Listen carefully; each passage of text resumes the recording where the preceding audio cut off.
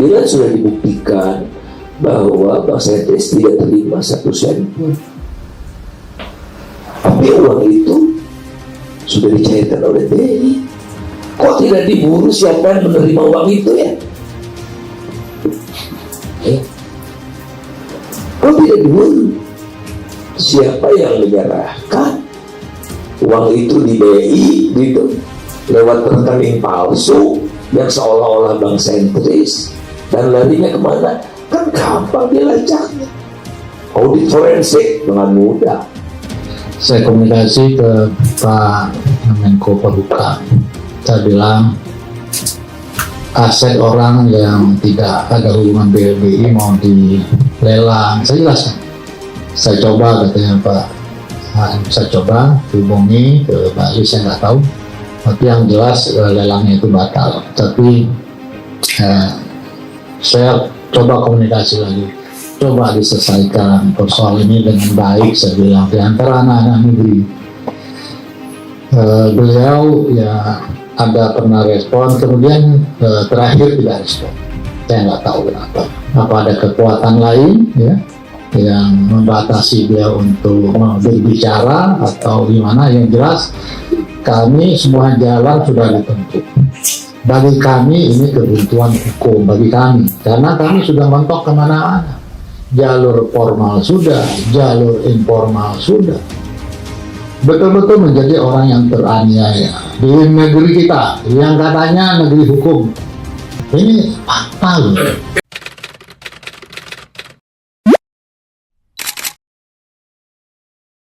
Persoalan yang terjadi antara Bank Sentris, Bank Indonesia, dan Kementerian Keuangan ya nampaknya semakin menarik buat diikuti ya, terutama setelah kasus ini masuk ke ranah hukum, bergulir ke meja hijau dengan Bank Sentris Indonesia mengajukan gugatan perbuatan melawan hukum dengan tuntutan ganti rugi senilai 11 triliun rupiah. Ya, tapi ya gue rasa itu sepadan lah.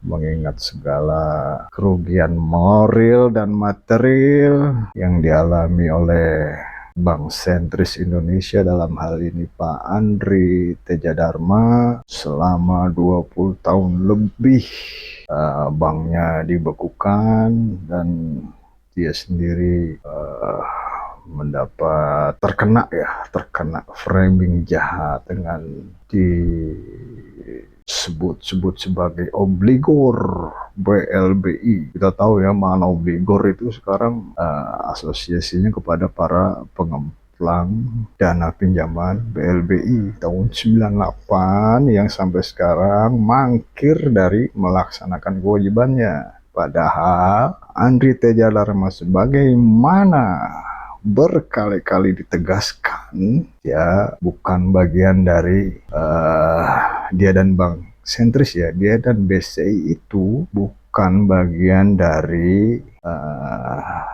bukan bagian dari apa tuh namanya ya intinya tidak ada hubungan sama sekali lah dengan BLBI, 1 sen pun tidak ya, karena dana BLBI memang pada kenyataannya telah dibuktikan di pengadilan tidak masuk 1 sen pun ke dalam rekening Bank Sentris. Detail yang mengenai hal ini lu lihat dari video-video gue yang dulu atau cari di YouTube lah. Kenapa Bank Sentris itu tegas mengatakan mereka tidak tersangkut dalam kasus BLBI. Pak Ade juga berulang kali menyatakan tidak 1 sen pun Bank Sentris menerima dana BLBI. Nah ini ada kayaknya 2 minggu atau 3 minggu kemarin gue dikiriminnya udah seminggu kemarin ya, tapi karena bukan banyak urusan ya, kerjaan yang kayaknya menguras waktu dan tenaga gitu, jadi walaupun ada waktu luang tapi kayaknya layu gitu. Lowbat. Ini ada gua manfaatin aja ada libur 1-2 hari ini mumpung fresh gitu ya, seharian tadi tenaga nggak kepake buat ya pekerjaan itu. Jadi gue review dan menampilkan video dari channel News Comment. Yang punya channel kawan gue ya, jurnalis investigasi senior dan ya aktivis 98 juga. Di situ ada kayaknya press conference, ada Pak Andri Teja Dharma, ada Pak Marzuki Ali, ada Bang Faisal Basri. Tiga orang ini, gue nggak usah detailin lagi satu-satu lah, lu juga udah pada tahu ya.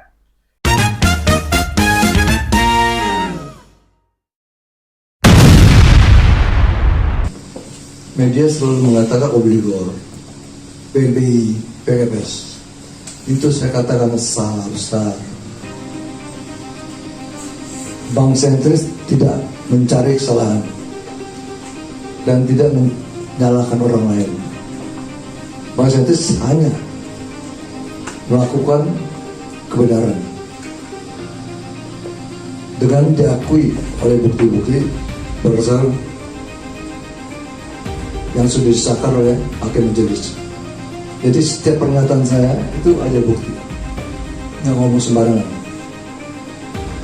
Kalau terjadi, ini catat, kalau terbukti terjadi perbuatan penggelapan dan penipuan dengan cara yang sangat canggih, computerized, sistematis, terlindungi, tertutupi, dan telah direncanakan sangat matang terhadap bangsa dan negara Indonesia. Ini perbuatan bukan ancaman, perbuatan menzolimi bangsa Indonesia.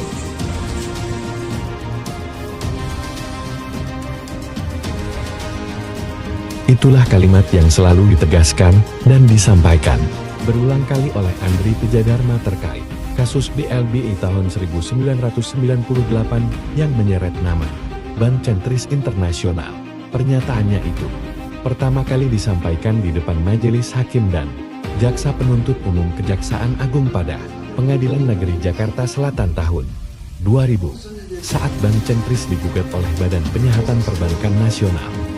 Tanpa memiliki dokumen, lantaran seluruh dokumen Bank Sentris telah diambil dan disita di PPN dalam pembekuan operasi BAN pada 4 April tahun 1998. Andri Teja Dharma sebagai salah satu pemegang saham mampu membuktikan bahwa Bank Sentris tidak menerima dana BLBI berdasarkan bukti-bukti yang diajukan oleh BPPN dan telah disahkan Majelis Hakim. Bukti-bukti itu menunjukkan adanya rekening rekayasa di Bank Indonesia dengan mengatasnamakan Bank Sentris Internasional. Rekening rekayasa ini berupa rekening pribadi yang tidak terdaftar sebagai bank, namun bisa ikut clearing dalam call money overnight.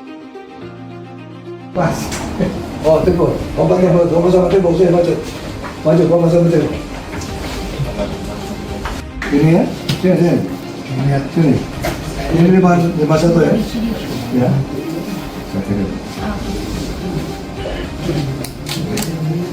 Masa dulu, ini saya bukan dari masa dulu. Terus dia bukan dari baru ya.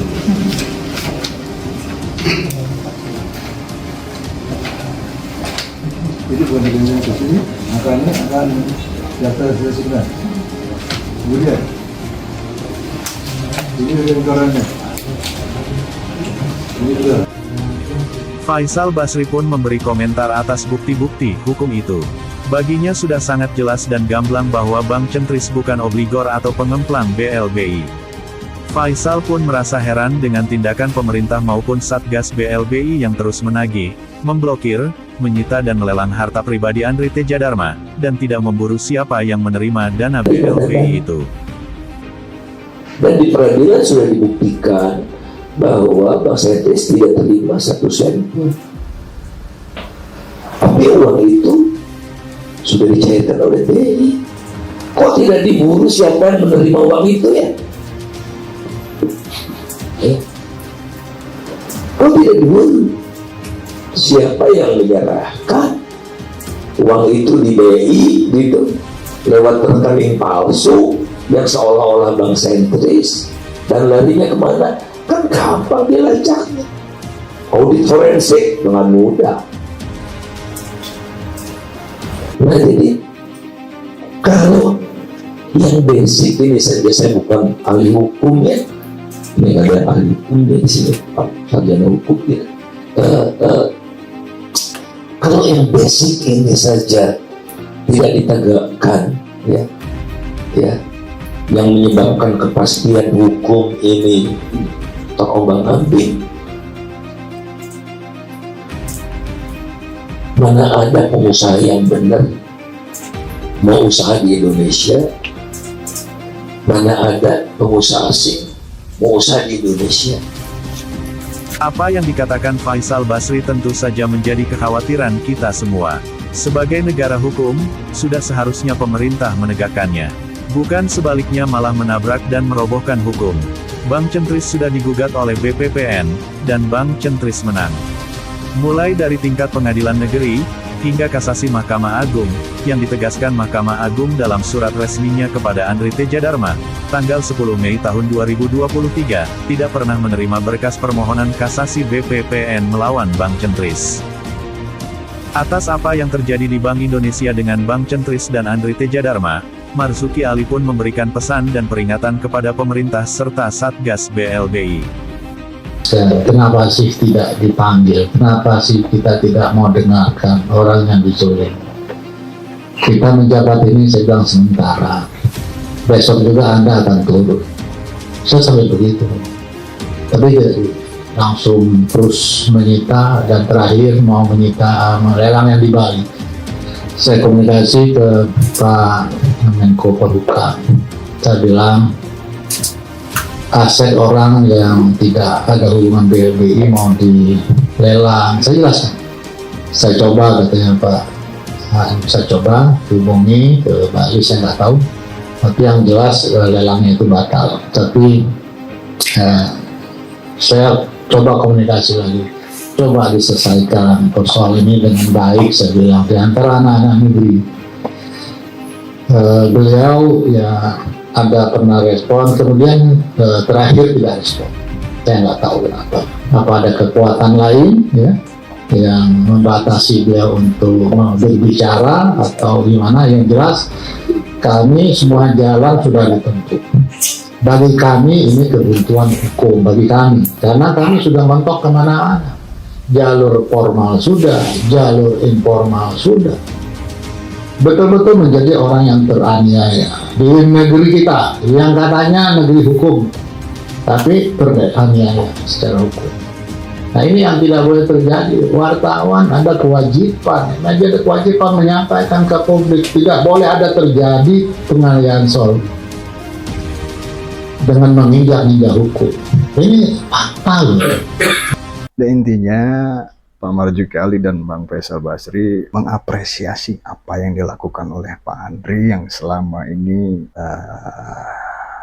seperti apa ya namanya, 20 tahun terakhir itu sebenarnya Pak Andri diam. Tapi beberapa tahun terakhir ini setelah ada tagihan-tagihan yang nggak masuk akal dari Satgas BLBI yang nilainya itu dari ratusan miliar hingga triliun, ya apa boleh buat gitu ya. Akhirnya barang ini masuk ke pengadilan dan Pak Marzuki Ali juga menegaskan dia sudah menghubungi pihak-pihak terkait, tapi memang iya begitu, gak ada respon. Bang Faisal juga dengan gergetannya menyatakan bahwa ya sebenarnya ada apa gitu, kok orang nggak pernah ngutang, nggak apa, dibikin seolah-olah ya punya utang yang begitu banyak yang terus berbunga setiap tahun sehingga nilainya menjadi fantastis pada saat ini, dan itu yang ditagihkan.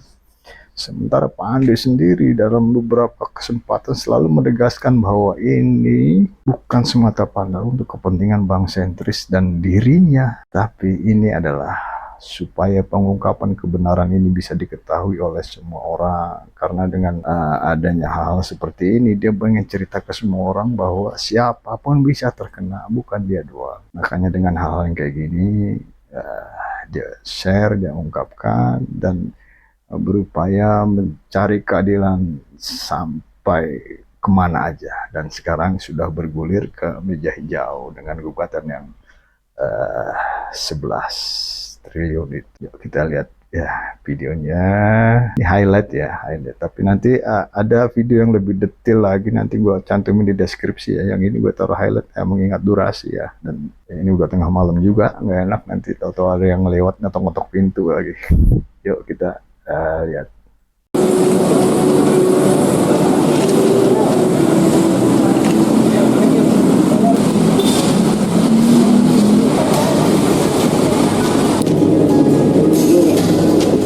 Sidang gugatan 11 triliun Andri Teja Dharma terhadap Kementerian Keuangan dan Bank Indonesia, Senin kemarin kembali digelar. Sidang dengan agenda pembacaan materi gugatan berlangsung singkat. Hal ini lantaran sidang dilaksanakan secara elektronik. Sidang akhirnya ditunda hingga tanggal 2 Agustus mendatang untuk jawaban dari para tergugat. Usai persidangan, sejumlah wartawan yang antusias dengan perkara 11 triliun Andri Teja Dharma ini, langsung mengejar kuasa hukum dari para tergugat sekaligus kuasa hukum dari penggugat.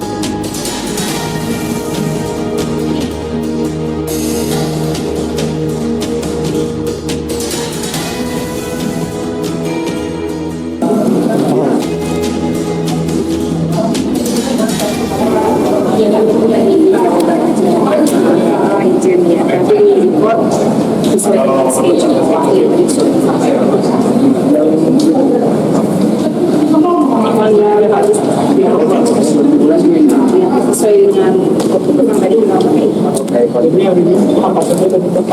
ada hanya pembacaan pendapat yang kami bacakan dan masih. Terima kasih ya Mas.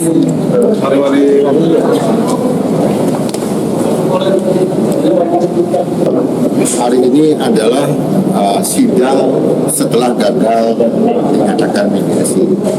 Jadi sidang untuk menyampaikan tentang pembacaan gugatan sebenarnya. Tapi karena kami sudah rekod, jadi itu sudah di-upload di dalam sistem rekodnya. Jadi tadi hanya kesepakatan aja. Hanya kesepakatan untuk mengatur jadwal rekod berikutnya. Di agenda selanjutnya. Yang kami ajukan, kalau penyitaan tentu kami tidak, karena kami sadar dan mengerti bahwa yang dilawan adalah pihak pemerintah ya. Jadi memang tidak ada objek yang disita. Tapi ada beberapa tuntutan yang kami sampaikan, ya tentunya tentang ganti rugi, ya, terkait dengan yang menurut pendapat kami bahwa tindakan yang dilakukan oleh pihak satu dan terkait itu merugikan daripada pihak penggugat. Patut diketahui, dalam gugatannya, akibat perbuatan melawan hukum yang dilakukan Kementerian Keuangan dan Bank Indonesia, penggugat mengalami kerugian meliputi pencemaran nama baik, hilangnya masa produktif selama 25 tahun, harta benda yang bila dihitung secara material dan imaterial nilainya mencapai sebesar 11 triliun. Demikian news komen kali ini.